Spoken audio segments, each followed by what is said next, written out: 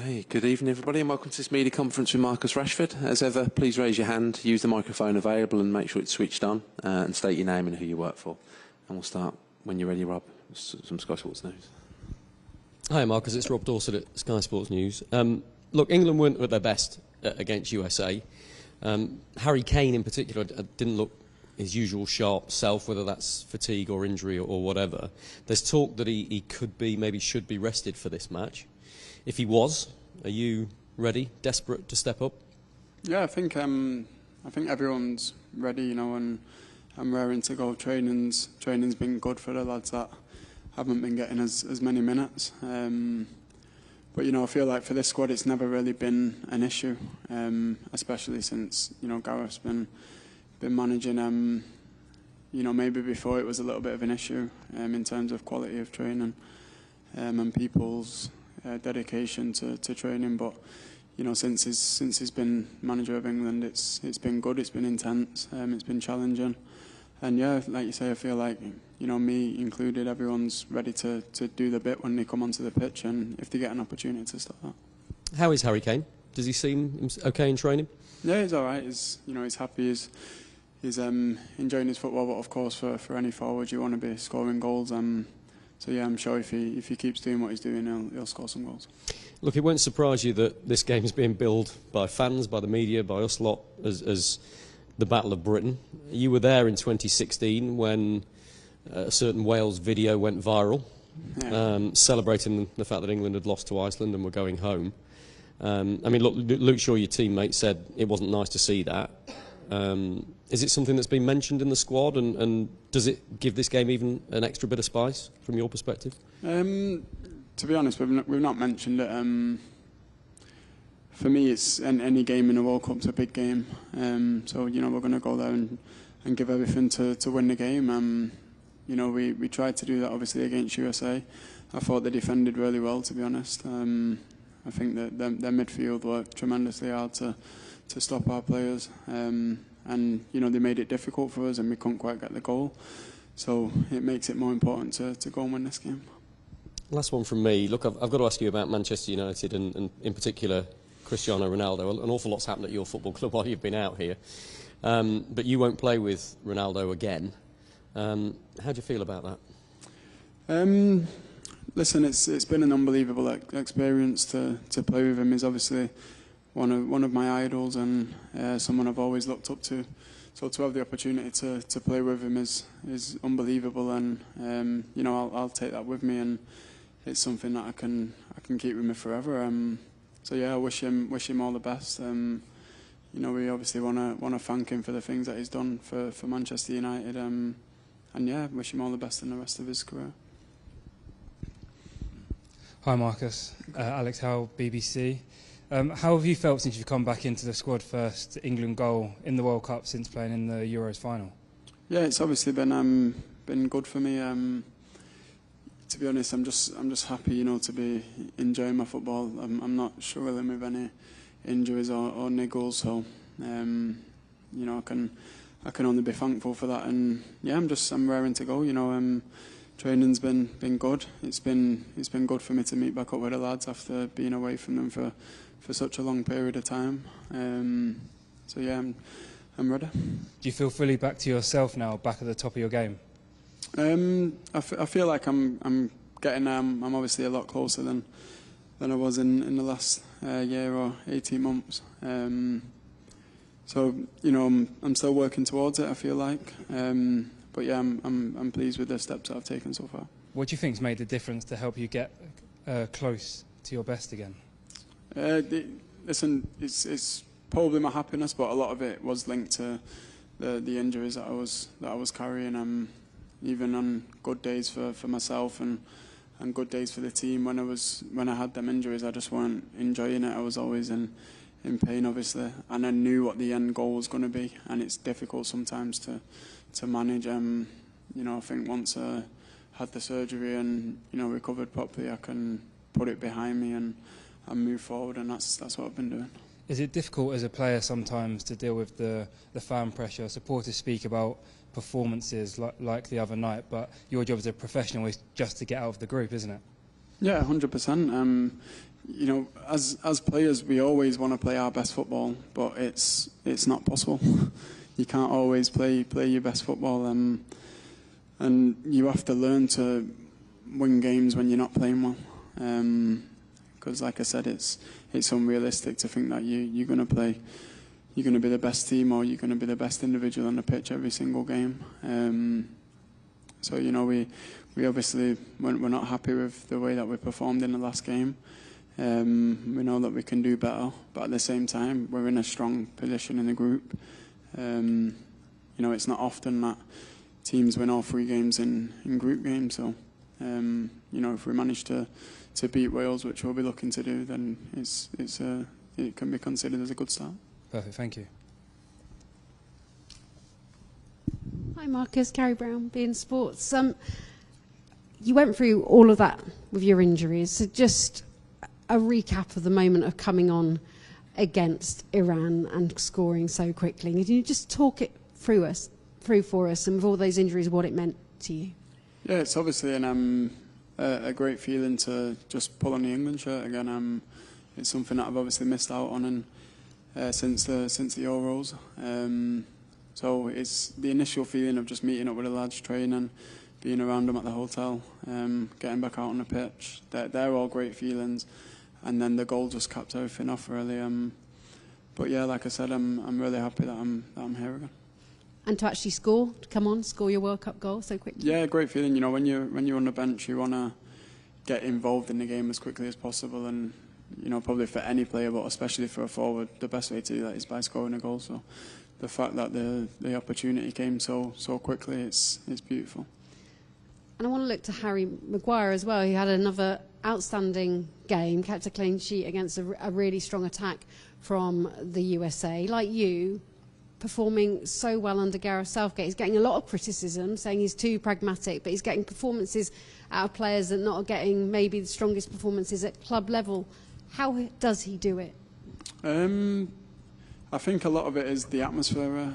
I feel like he's got a good balance between, you know, working hard and having downtime and opportunity to just relax and put your feet up. I think he's always been good at that, to be honest, since I've worked with him. Even when I went with him in the under-21s, it was the same, you know. So he's stuck to what he thinks works, and what, you know, he speaks to the players a lot, and he tries to get a balance between, you know, what he thinks will work well and what the players want and what they think will work well. And yeah, on that side of things, he's very good. What was the discussion you all said? You said that you were disappointed with the result of the performance against the US. What was the discussion had? Listen, we were obviously not happy with the result. I think at times in the game we played well.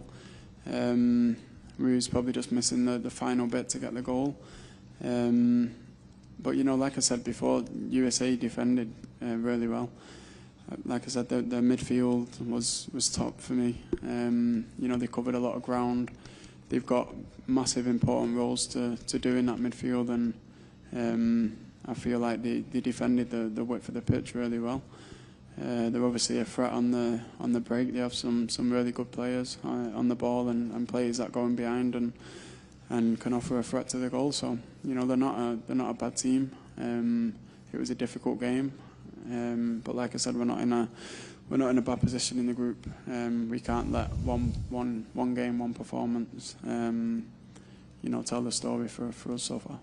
In a sense, you had that defensive display, which really proved that this team can defend. A great attacking display. You put them together, you got the perfect combination in that. I want to take you back to the Euros, which was tough for you because you were struggling with injury, and then to take that penalty. What was it like, that reaction after you'd done so much during COVID for a whole nation of children that were struggling for getting the government to do a U-turn? You've talked about your injuries being hard, but was it particularly hard to get that racist abuse after you guided a government and helped so many people to then see that reaction? How hard was that after you'd given so much? Listen, racism's like, it's not good for you to go through it as an individual, but it's not good to see anybody go through it. So it's more just disappointment. You're disappointed in the way that people at the fact that people have views like that.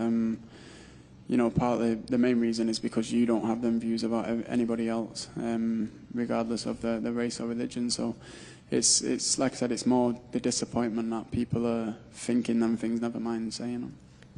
And then actually after that Iran game, it was really lovely to see that it was brilliant black young men that had scored all the goals. What is that collective like with the young talent coming through, like Saka and Bellingham, that are such exciting players as well? Yeah, I think in the squad we have a lot of young players, but the main thing is how experienced they are. They've all played in a massive amount of big games. You know, a lot of them have won big trophies, and it's experience that you need in a squad. You know, if we want to go forward and win this competition, like what we aim to do, we need to have players like that have played in big games, experienced big moments, and you know. They can pass that experience even at a young age. So, to be honest, I don't see them as young players. I see them as players that are early on in their career, yeah. But like I said, they've experienced massive moments in their careers so far, which not everybody gets to do. And does this team really love coming up against the likes of Wales and Scotland, these battles of Britain? Is there any more incentive that you need? It's obviously massive incentive, but like I said, when your ambitions are so high, it doesn't matter the opponent. You know, we're gonna focus on us and try and bring the best version of us. And I think if we do that, we'll win the game. Marcus, David Ornstein from The Athletic. You said earlier that maybe before Gareth came in as manager, there was a bit of an issue in terms of quality of training and people's dedication to training. Can you explain a bit more what you mean by that? I just think that obviously I was only there for a short period of time before, but the standard of training wasn't as high. You know, it's for players it's black and white. If you're not training well, you can't expect to play well. You can't expect to go into games and just win just because you think that you're better players than the other team. So, you know, you have to put the work in and earn the right to win football matches. And you know, for me, it's two different sides of a coin, and it's as simple as that. And so you think there's been a bit of a step change in terms of quality of training and expectation level since Gareth Southgate's been manager? There's obviously been a clear change and a clear improvement. We've obviously done much better in the major tournaments, but even in the games that we play throughout the year with England, we've played better. We've had better results. You know, it's not often I come away with England and feel like we're going to lose games. I think as a collective we're very strong. You know, the togetherness is really high, and it's a big feature that Gareth puts emphasis on. And yeah, it's something that we've worked on, and it's improved as time's gone on. But like I said, the main reason why we're in the position we're in is because, you know, we have good players that are willing to work for one another and leave it all out on the pitch. And you know, in the next game we'll definitely look to do that. And can I just quickly ask, after the USA game, how it feels as players when you've put so much effort in to be booed off by your own supporters? It's not a nice feeling, but to be honest, we don't need fans to boo us for us to know that we've not played as well as we could have.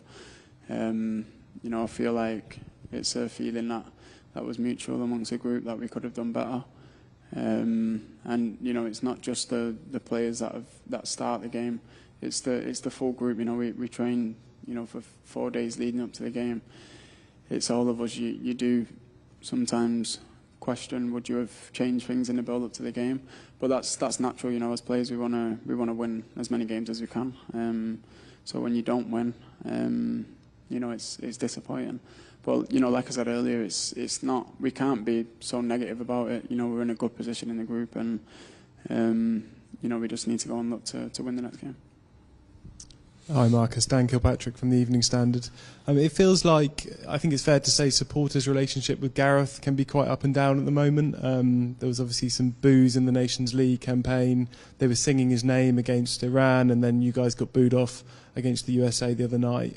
Do you think Gareth's almost been a victim of his own success in raising standards so much? And what's your message to fans that are kind of not convinced by Gareth or your style of play? To be honest, I just feel like that's football. Like, when you win a game, you're the best team in the world. When you lose a game, you're the worst. And as players, you can't view it like that. You have to keep a medium and a balance. And that goes for, you know, your individual performance and your performance as a collective. So yeah, I feel like, you know, if we play well in the next game, that USA game will be forgotten about, and you know, it's up to us as players and the staff as a group to move on as a collective, really, and the best way to do that is by winning the next game. Hi, Marcus. Mark Manbrines with PA. I don't think we've seen many 25-year-old men that have played in 4 major tournaments for England.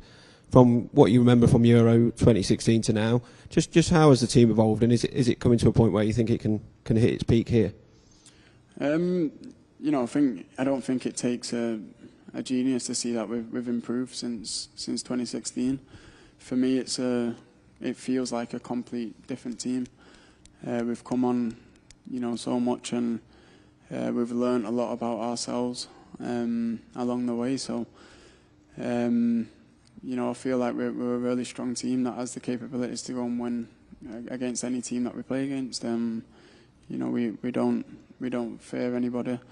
We believe in our own qualities. We believe in how we can affect the outcomes of football games. And like I said, we stick by each other in tough moments and in the good moments as well. So, you know, it's up to us to go and prove that we have what it takes to win it. But do I believe that we do? Yeah, 100%. Marcus, it's Dave Heitner from The Guardian. Did you think that when you didn't get selected for the England squad in September that the World Cup dream was kind of slipping away? And can you just talk us through the moment when you did get the call for the squad for this tournament?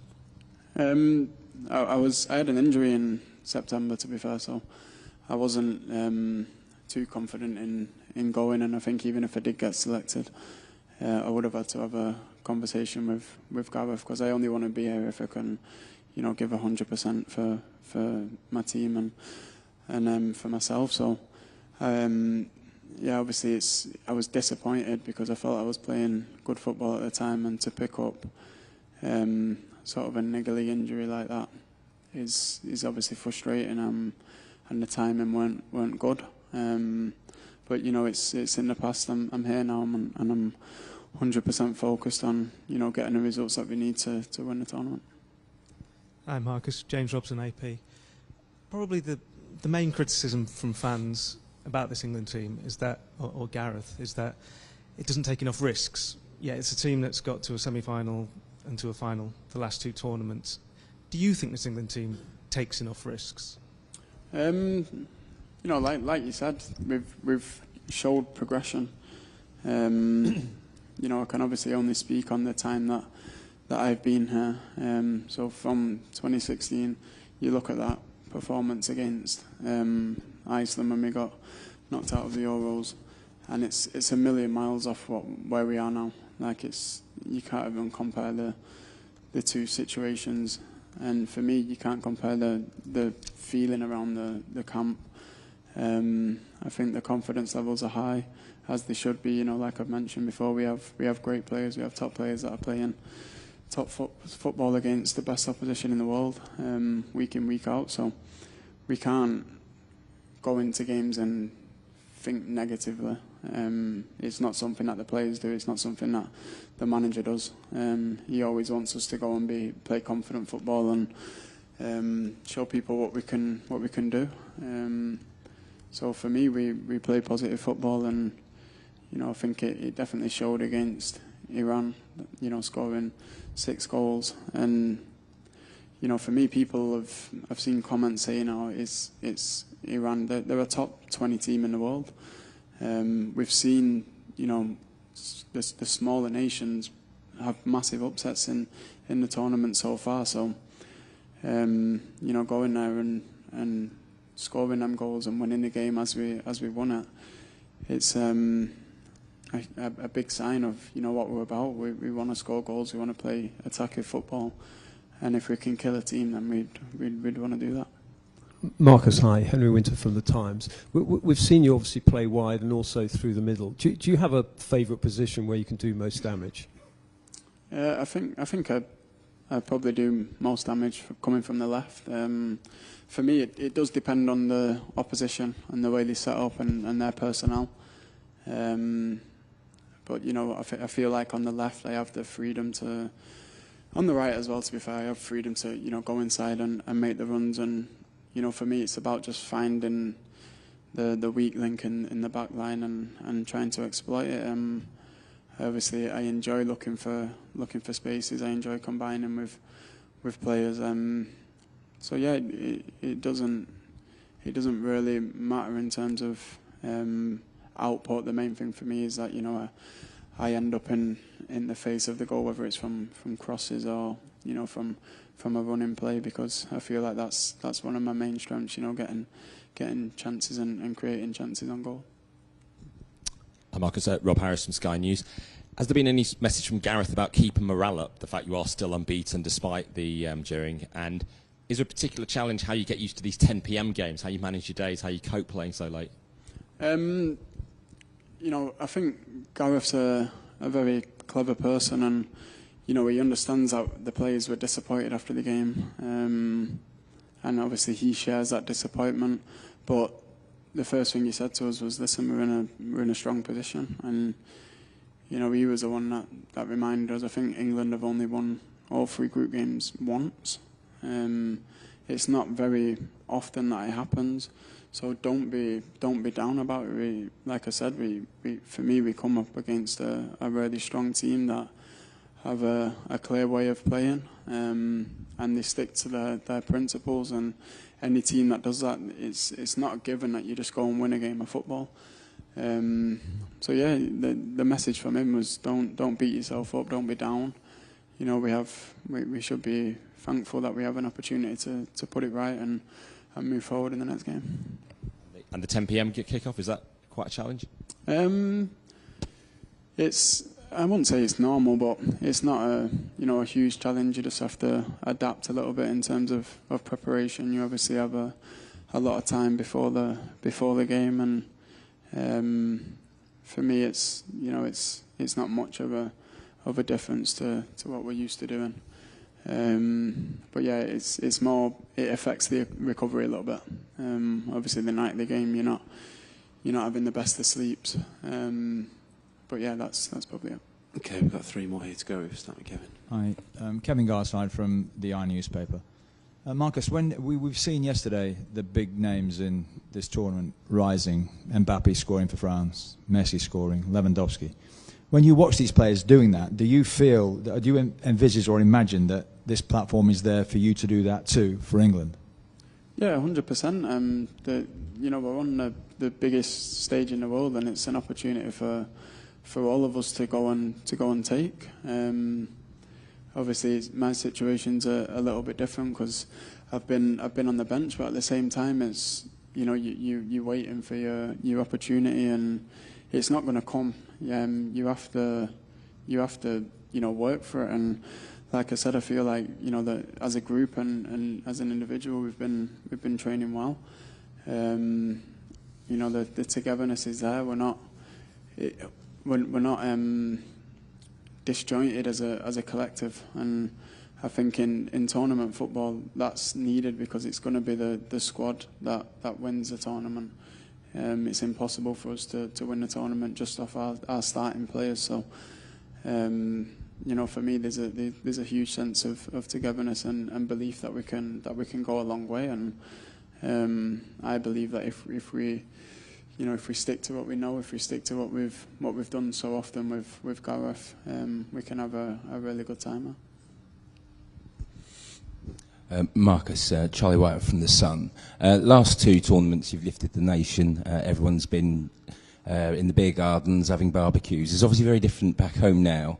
How much of it is it an incentive to try and lift everyone and cheer people up? You must have mates who are sort of going down the pub and it's freezing. You know, it's very different here. It's sort of on a mission to sort of, as I said, cheer everyone up, really. Yeah, it's obviously a different experience for the fans and a different experience for us as well. Obviously playing a major tournament in the middle of a season. You know, we've not done it before, so everything's a bit new for us. But like I said, with new experiences, you have to just take it in your stride. You know, we're here to play good football and win the tournament, and at the same time, we want to enjoy ourselves. And you know, if we do them first two things that I said, then the fans will 100% have a good time and a good time watching the games and a great experience. And that's the special thing about football. It's sometimes situations aren't ideal, but at the same time, everyone still loves it. Everyone still loves the game, and it's something that I hope will never go away. Hi Marcus, Jacob Steinberg from The Guardian. Does the penalty against Italy still play on your mind at all? And would you have any doubt or anxiety about taking one if England go to a shootout again during this World Cup? No, not at all. You know, I've missed a penalty before. You know, you never want to miss a penalty. I feel like it's a great opportunity for forwards, especially to score goals. And obviously the big moments. You know, as an individual, I've always been comfortable, and you know, I enjoy being in big moments. So you know, for me, I'm hoping that we get to you know, take another penalty in the tournament. You know, so I'm looking forward to it. Okay, guys, we'll wrap it up there. Thanks for your time this evening. Thank you.